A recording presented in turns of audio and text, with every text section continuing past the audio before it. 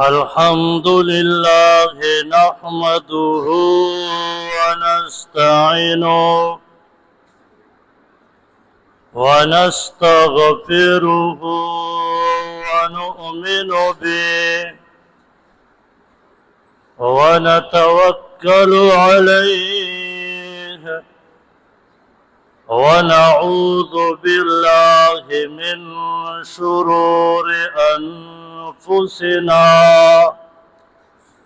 ومن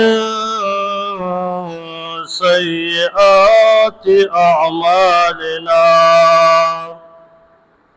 من يهده الله فلا مضل له ومن يضلله فلا هادي له. أما بعد فأعوذ بالله من الشيطان الرجيم. بسم الله الرحمن الرحيم. لا يستوي القاعدون من المؤمنين غير أولي الضرر والمجاهدون في سبيل الله بأموالهم وأنفسهم.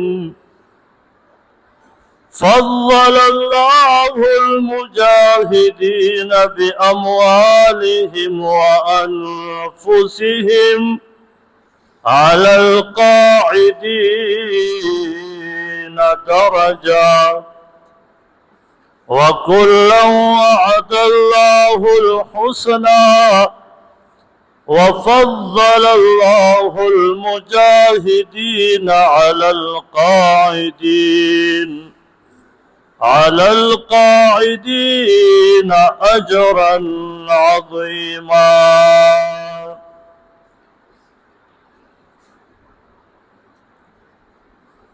عزیزانو نن موضوع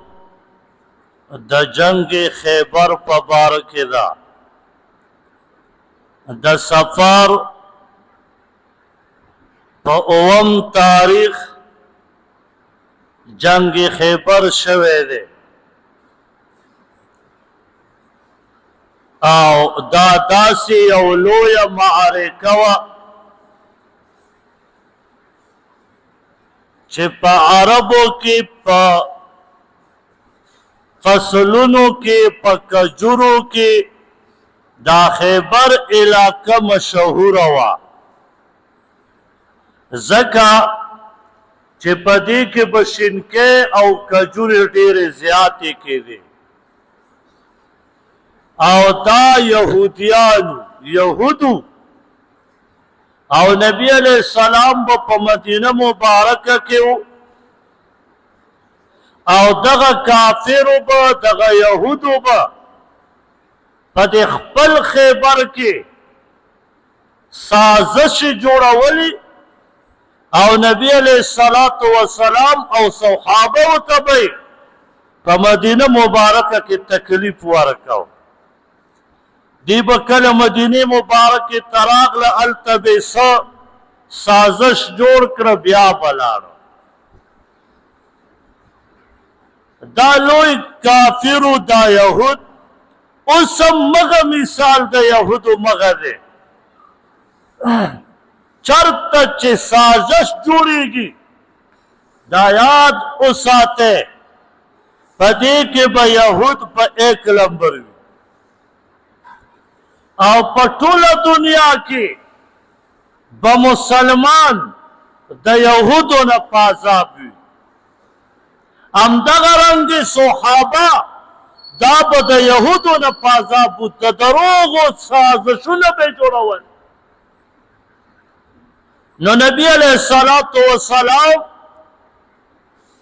د حدیبیې نه بعد بیعت رضوان هم ورته وایي چې عمرې ته تلي وو کافرو پرې نه ښود نبی علیہ السلام واپس راغی نو یو څو ورځې به مدینه مبارکه کې تیرې کړې او نبی علیہ السلام د 1400 صحابه سره خیبر طرف ته روان شو د مدینه مبارکه مدینه مبارکه نه چې روان شو خیبر تقریبا د مدینه مبارکه نه 160 یا 165 کیلومتر لرې وي صحابه روان شو او بیا د مدینه مبارکه ګرمي نبی علیہ الصلوۃ والسلام سزے تا ورسید یو مقام تا ورسید التا کی تشریف فرما شو دمی اکڑا او صحابه ته او فرمایل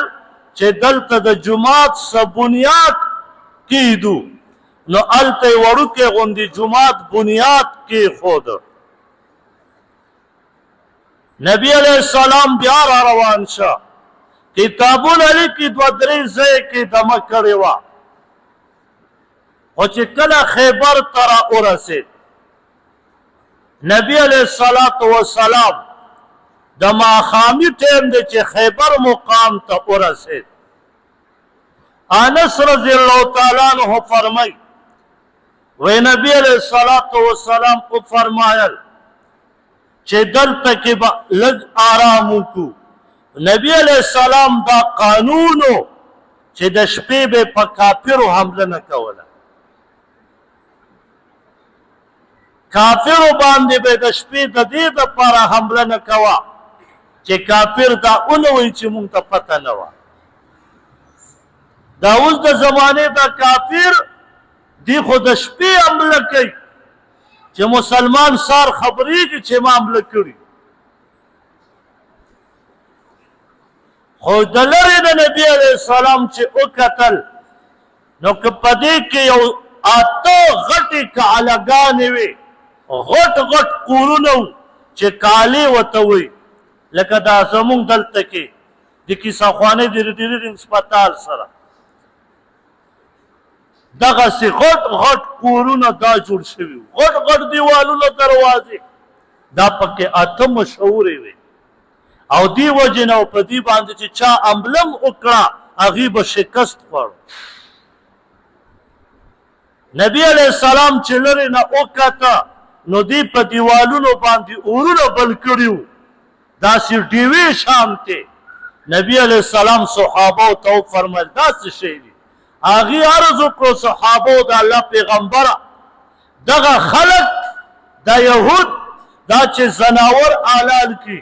د هغې هغه چربي ویلې کړي او د الله پیغمبره بیا په هغې باندې د ماښام نه بیا دی اور لګئ تر ساره پورې دغه ډیوې غوندې موجودي نبی علیہ الصلوۃ والسلام د صحابه سره سهار که سوال جواب ورولې چې کافرو اول اسلام راوړی او که اسلام نه راوړی نو بیا به مونږ ته ټیکس راکوئ کال بعد به دومره ټیکس راکوئ کافرو د دواړو نه انکار وکړه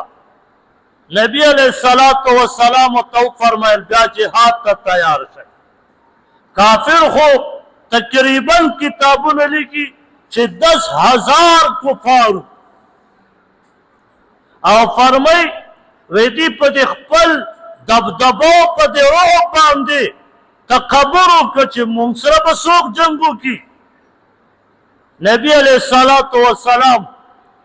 د خبرې مبارکې نه چې انکار وکړ نو نبی علیہ الصلوۃ والسلام ابو بکر صدیق رضی اللہ تعالی عنہ ته فرمایل چې ځان سره عالم واخلا صحابه واخلا عالم دې ته وایي جنډې ته چې دا ځان سره واخلا او دا قانون دی چې کوم ځای ته فتح کې په هغه ځای خلک خپل د ملک جنډه ولګوي نو روان شو خو چې کله هغه خیبر قلعې ته را ورسېد سختترین جهاد صحابه وکړه کمانډر ابوبکر صدیق رضی الله تعالی عنہ دی په دې کې محمود بن مسلمه رضی الله تعالی عنہ دا په دې کافرو په دې ګېډ باندې ورغی ځکه هلته کافرو ګېډ ته منډه کړه ننوته دې چې ګېډ بندو په دغه ټیم کې محمود بن مسلمه رضی الله تعالی عنہ ورننوت ډېر بهادر صحابي و دغه کافرو بره ولاړو په دیوالونو څه کافر ولاړو هغې اوبه ګرمې کړې وې او خوټ کېدلې وې په هغه باندې د بره نه دا راتوی کړې محمود بن مسلمه رضی الله تعالی عنہ ټول مبارک پولی خو لیکن بیا یم توره ونه غورځوه جهاد یې بیا هم شروع کړه په دومره تکلیف سره لنډه ده چې کافرو په خپله قلعه کې دننه شهید دا اول صحابي دی چې په خیبر کې شهید شوی و دغه صحابي خدا یاد وساتئ یو بله مسله واورئ اگر که کافر به و خو چې کله به څوک صحابي شهید کا نو بیا چې مړي به چا غوښته ورکول به نو محمود بن مسلمه رضی الله تعالی عنہ ورک کافر لورم ډډه شو او ابوبکر صدیق رضی الله تعالی عنہ واپس شو هغه قلعه فتح نه کړی شو واپس راغی خو برپور جهاد وکړه نبی علیہ الصلوۃ والسلام په سبا باندې بیا عمر رضی الله تعالی عنہ ته فرمایل چې اوس تا لمبر دی تاسو پې ورشئ او ځان سره صحابه که او د دې خیبر د علاقې نه چې څومره علاقه وه ده د دې نه 20 ورځې صحابو محاصره کړې وه چې دا کافر بهر ونه وځي عمر رضی الله تعالی عنہ پې ورغی سخت جهاد یې وکړه خو لیکن هغه قلعه فتح نه کړه واپس عمر رضی الله تعالی عنہ هم راغی ځکه هغه دننه کافر موجود و د هغې سره غشي وو نو کم صحابي به چې کوشش کو په دیوال ور وخېجم یا په ګیټ ورشم نو کافرو به په غشو ایستو نو ډېره ناممکنه وه سهار شه دو صحابه حمله وکړه عمر رضی الله تعالی عنہ او ابوبکر صدیق رضی الله تعالی عنہ خو قلعه فتح نه کړې واپس راغله نبی علیہ السلام د ماښام ټیم کې وفرمایل سبا به زه یو کس له جنډه ورکو هغه داسې شخصیت دی چې هغه د الله سره او د الله د پیغمبر صلی الله علیه وسلم سره مینه محبت کوي و الله رب العزت او نبی علیہ السلام دی په خپله د دغه شخصیت سره محبت کوي 1400 صحابه یو صحابي پکې شهید 1400 دې ټولو دا زړه کې ول چې زه به یم بل به فرمایل زه به یم خو سهار شه نبی علیہ السلام وفرمایل صحابه ټول موجود دي او فرمایل علی رضی الله تعالی عنہ صحابه وارد کو د الله پیغمبره هغه د سترګو بیمار شوی دی ډیر تکلیف دی ولا نبی علیہ السلام او فرمایل ارای ولای چې کله راوست نبی علیہ السلام خپل توکان مبارکه دا راواخسته و علی رضی الله تعالی عنہ ته پسترګو مبارکه باندې او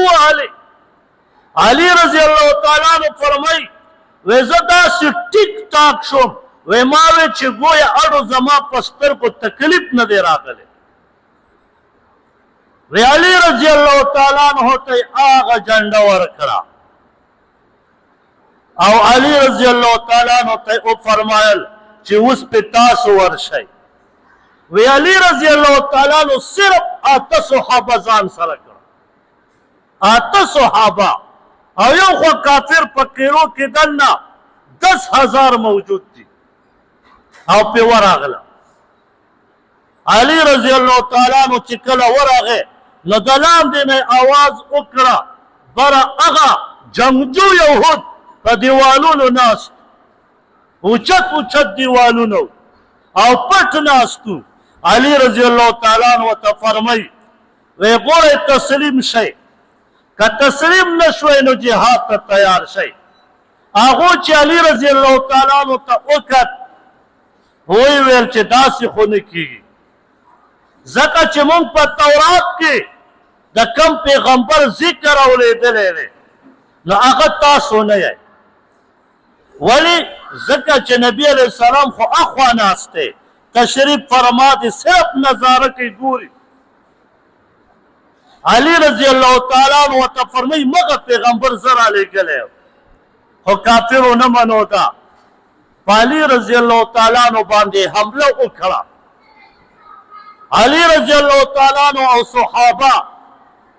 منډه یې کړه او جهاد یې د هغې سره شروع کړو، په دروازه وله راځي.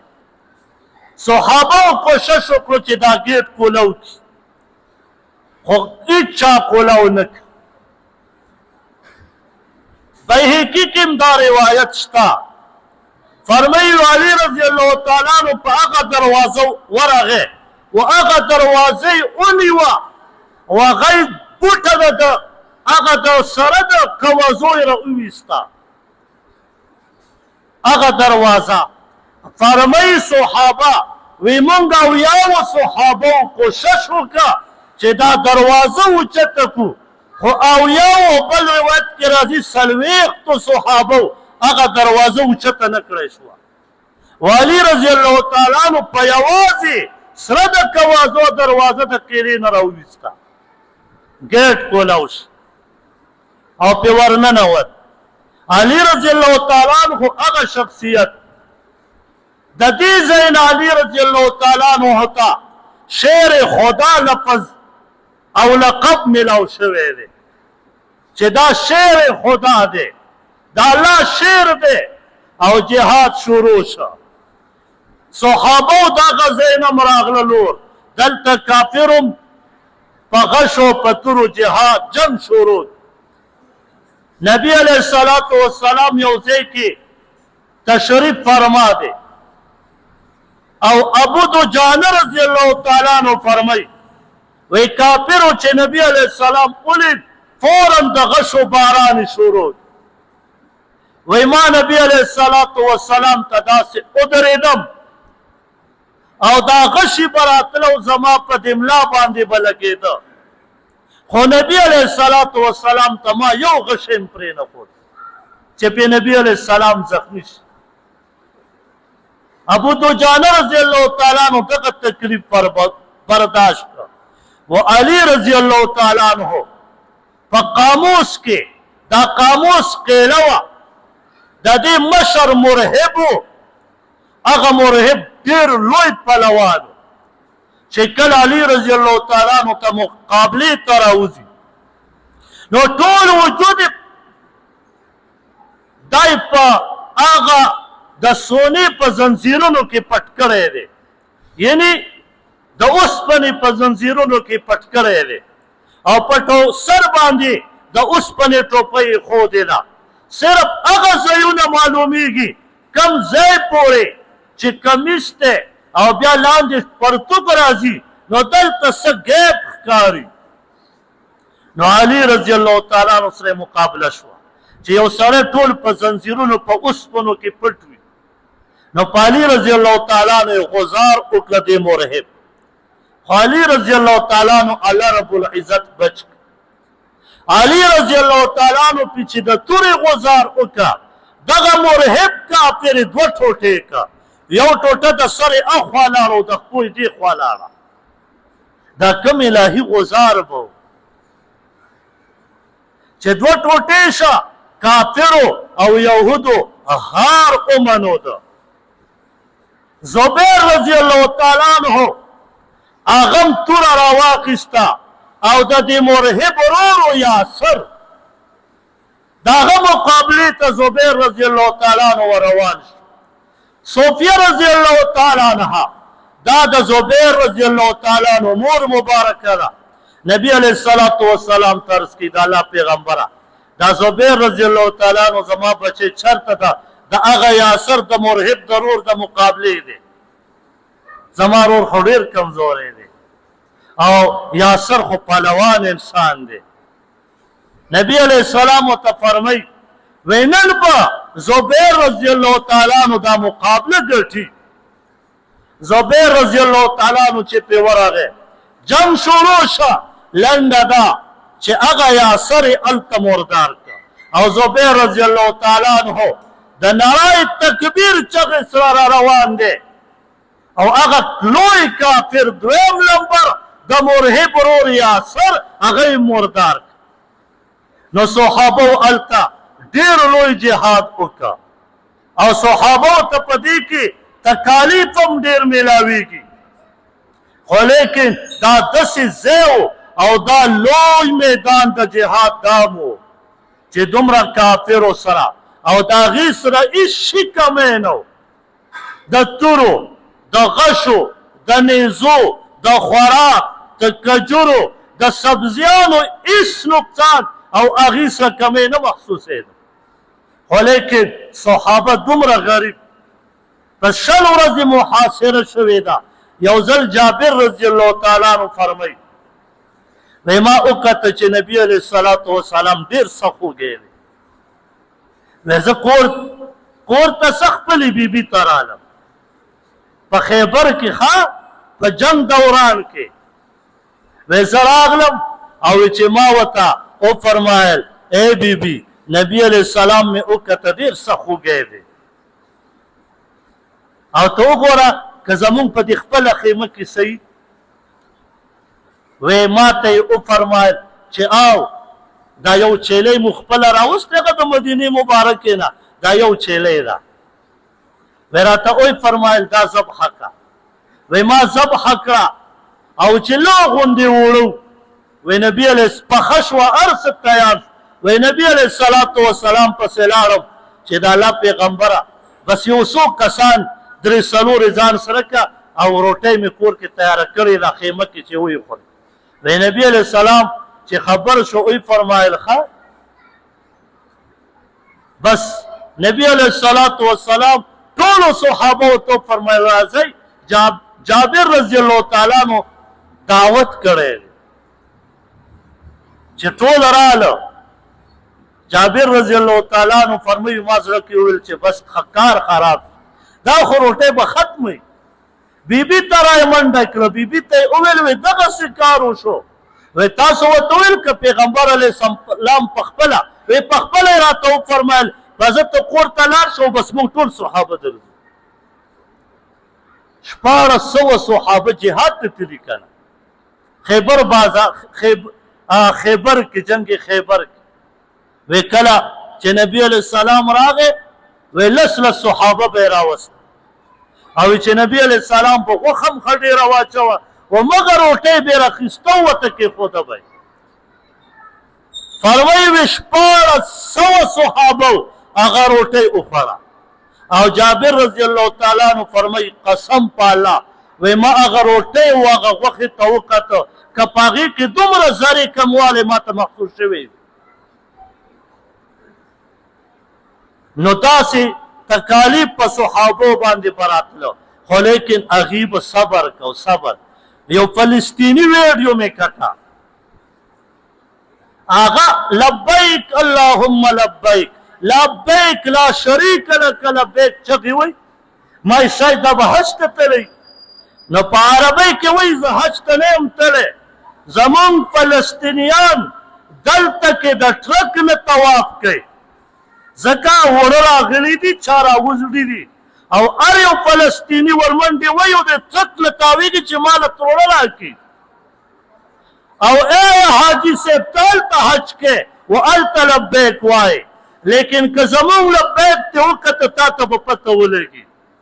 خو ای مسلمانانو دا خو په ما راغلي دي زمونږ په فلسطینیانو راغلي او بیا دعا کوي خیرې نه کوي او څه وایي چې یا الله زما په ټول امت مسلمانانو باندې داسې تکلیف مه راوله یا الله که نن په مونږ باندې راغلی مونږ د ټرک نه طواف کوو. افسوس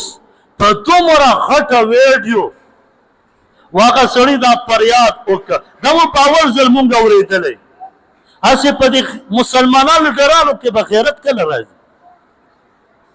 لکه زه خو کله وایم چې خدای راستي په دې کې د غیرت ډوماده نشته. هغه د یهودو و د امریکې ټرمپ پکې ماته کړې ده چې غوره غیرت مې د نه په امریکا کې ایثار کړی. ته چې کله وزیر جوړېږې ته به اول ماله راځې چې غیرت در کې پکې وي لغوندې به د نه زه په امریکا کې وباسم بیا به پاکستان ته ځې بیا به وزیر جوړېږي. داسې د ټولو ملکونو نه یې غیرت هلته ایستی دی نو بیا یې د خپلو ملکونو باچاان جوړ کړي. دا یاد وساتئ. ابوجلګر مولوي صاحب رحمه الله فرمایل وی زمونږ مشر چې جوړېږي اول به لاړ شي امریکې ته او وایي به سبحان صدربوش سبحان صدربوش. هغه به وله ملا وټپوي چې زه کوتکه اوس لاړ شه ایمان نه مې خلاص کړې غیرت مې د نه وویسته وځه چې کوم ملک ته ځې هلته باچهي کوه. د سبحانک اللهم په ځای به یې دغه وي چې ویل. نه یې مسلمانه خدای راستی چې د هغې کم تکالیف ابه تاسو هم ګورئ. افسوس دا دی چې زمونږ په لیډران او یو کافر راغلی دی. کافر زما څومره خیال دی د لندن نه راغلی او د مصر بونډۍ ته راغلی و هلته ولاړ دی او په انګلیش کې ورته وایي هلته اردو ترجمه هم ورسره لیکي او ورته وایي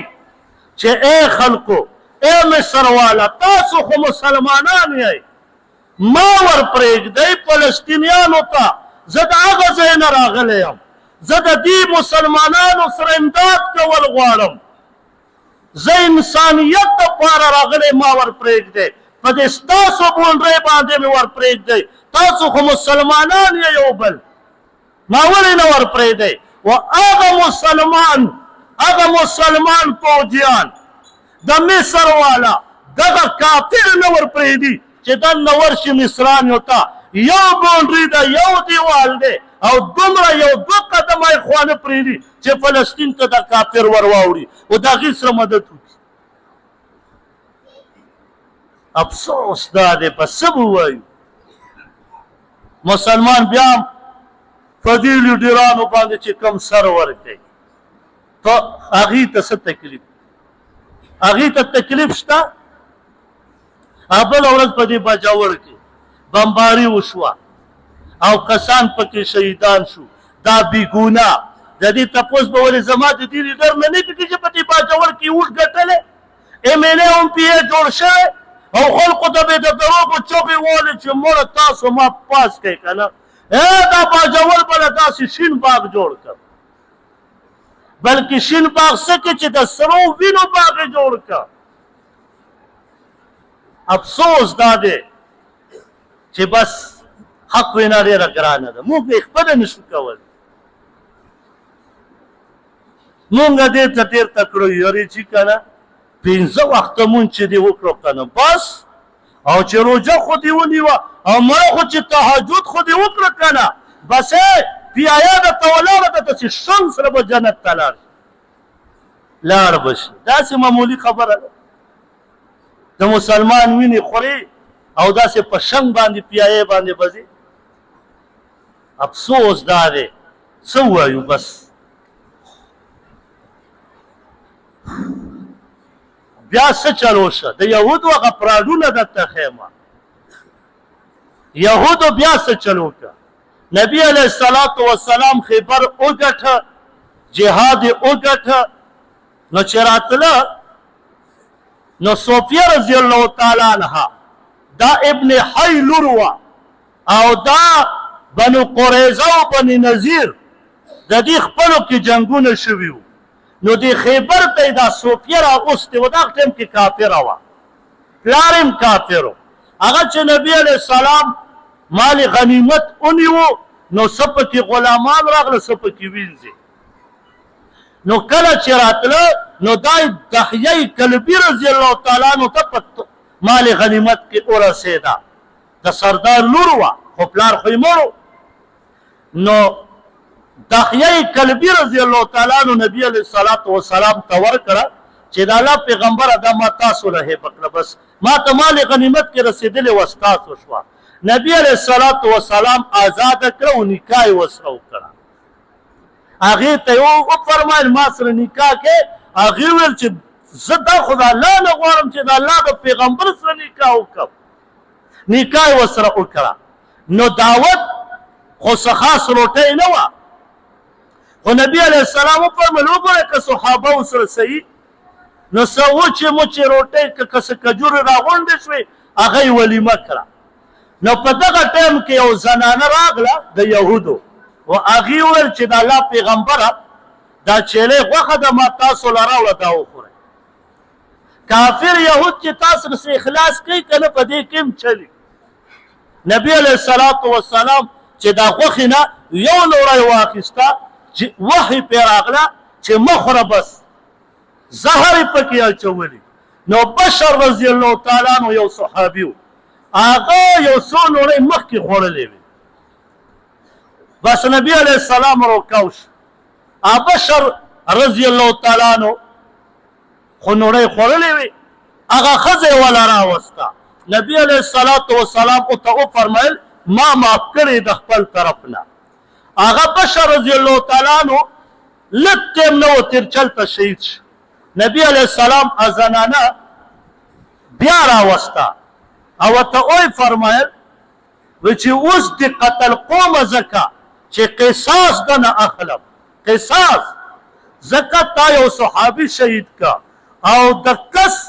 په شهید کولو کې چې چا شهید کړه نو په قصاص اخلو نو تا بزنن مردارو نو مردار کړه